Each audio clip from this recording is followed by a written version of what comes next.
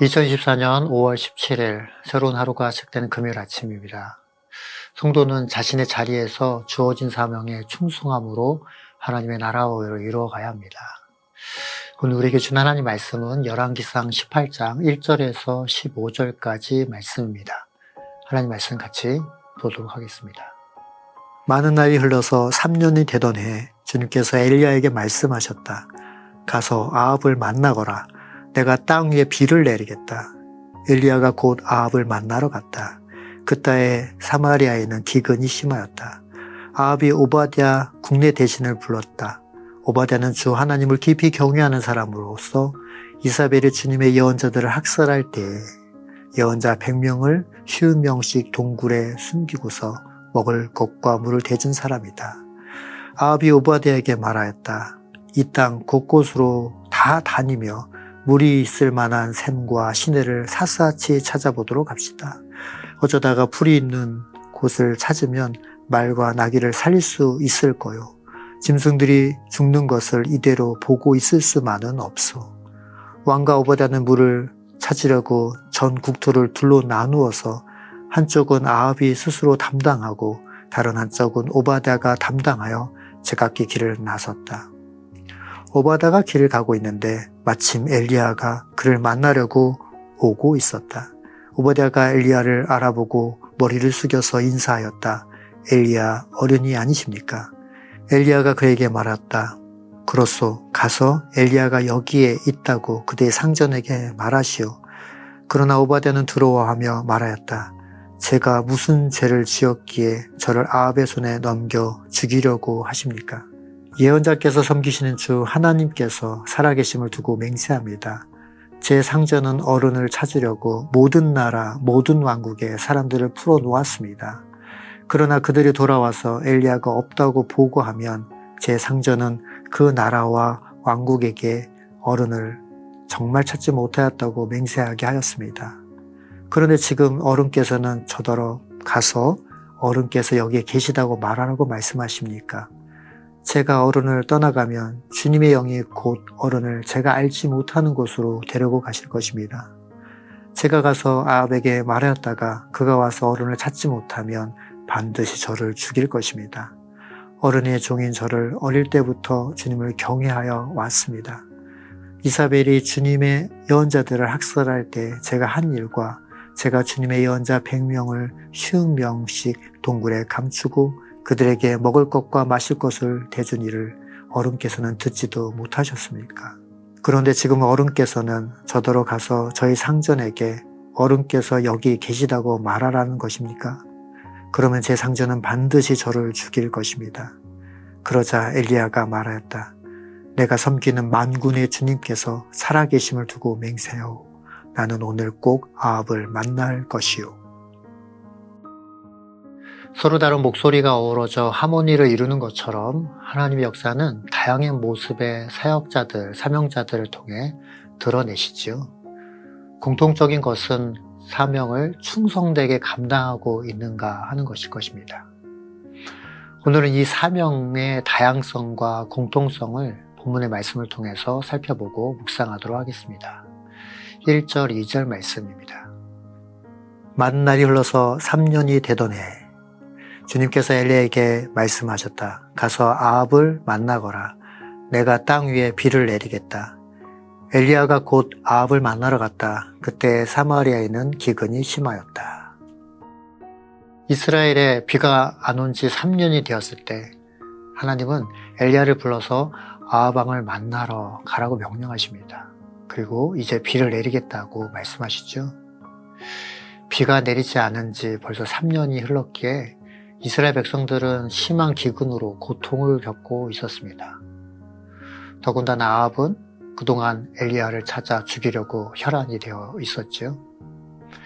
이 말은 엘리야가 하나님 말씀에 순종하기에는 상황이 결코 녹록지 않다는 것을 말하고 있는 것입니다. 그도 그럴 것이 그동안 많은 선지자들이 아합과 이사벨에게 처형되었고 자신도 하나님 말씀에 순종하면 목숨을 잃을 수도 있다는 것을 너무나도 잘 알고 있었습니다. 하지만 엘리야는 하나님의 역사를 드러내는 일에 그 사명에 온 마음으로 순종합니다. 사랑하는 성도 여러분, 우리는 하나님이 주신 사명을 이루기 위해 살아가는 하나님의 사람들입니다. 사명을 감당하기 위해서는 여러 어려운 환경에도 말씀에 순종해야 하는 것입니다. 상황을 고려하고 환경을 바라보면 하나님의 말씀에 순종하는 것이 힘들어 보일 수 있습니다. 하지만 우리는 하나님의 뜻을 따라 살아가는 사명자들입니다. 우리에게는 살아가야 될 분명한 목적이 있지요.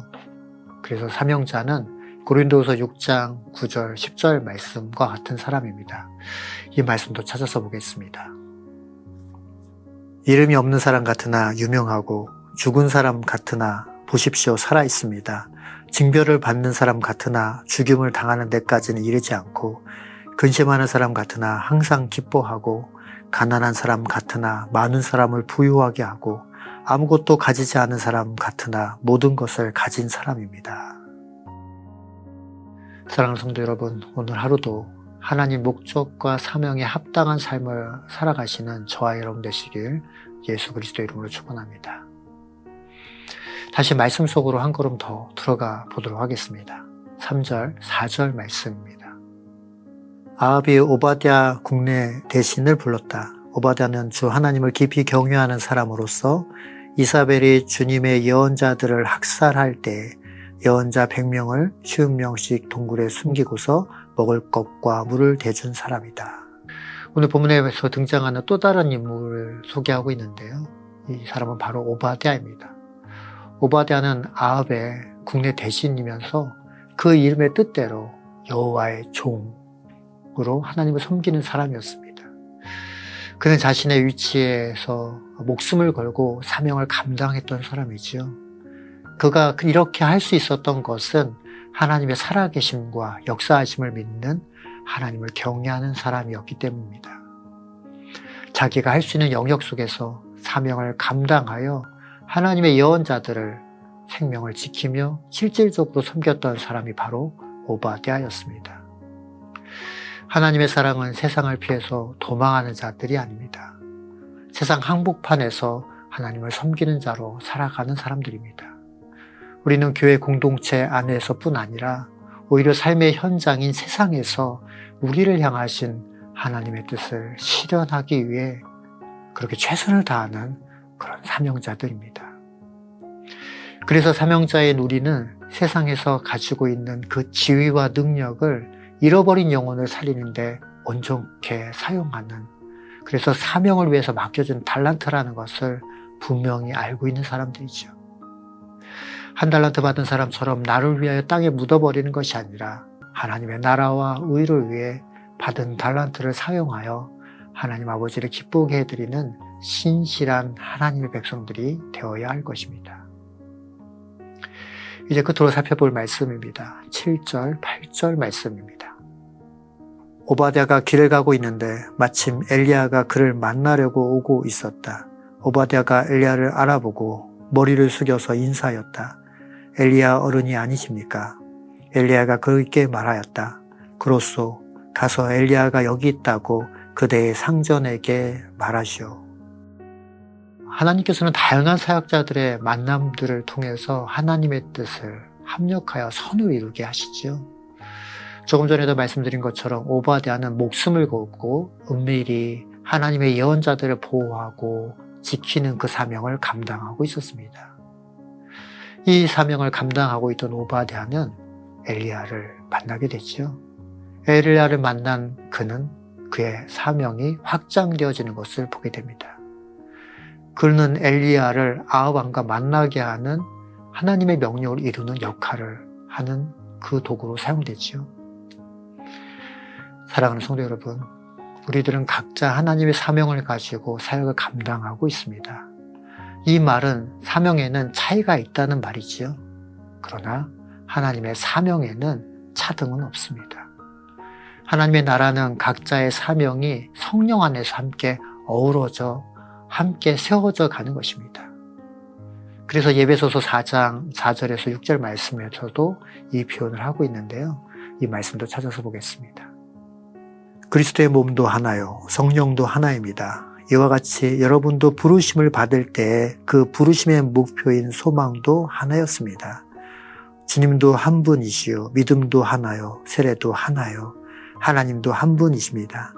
하나님 모든 것의 아버지시요, 모든 것 위에 계시고 모든 것을 통하여 계시고 모든 것 안에 계시는 분이십니다.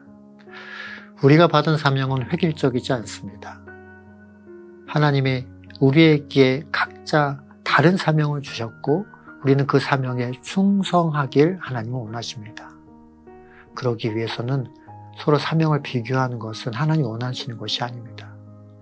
이 말은 다른 지체의 사명을 무시하거나 또는 질투하는 것은 사명을 주신 하나님의 뜻을 오해하고 있는 모습이지요.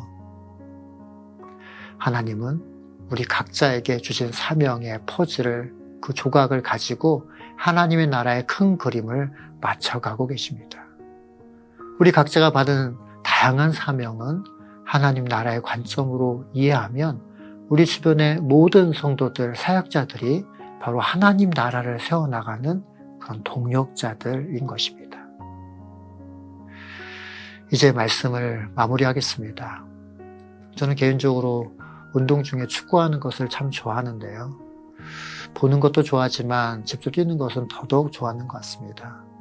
아시는 것처럼 축구 경기는 11명이 하는 팀워크가 중요한 운동입니다. 선수들이 공을 넣기 위해서 노력하지만 각자의 포지션이 다르죠. 공격과 수비, 그리고 골키퍼, 그 역할을 나눠서 하고 있습니다. 또한 포메이션에 따라서 공격수도 수비수도 역할이 조금씩 다르게 주어지게 됩니다. 각자의 역할을 잘 할 때 결국 그 팀은 원팀, 원스피릿으로 강력한 팀이 되는 것이죠.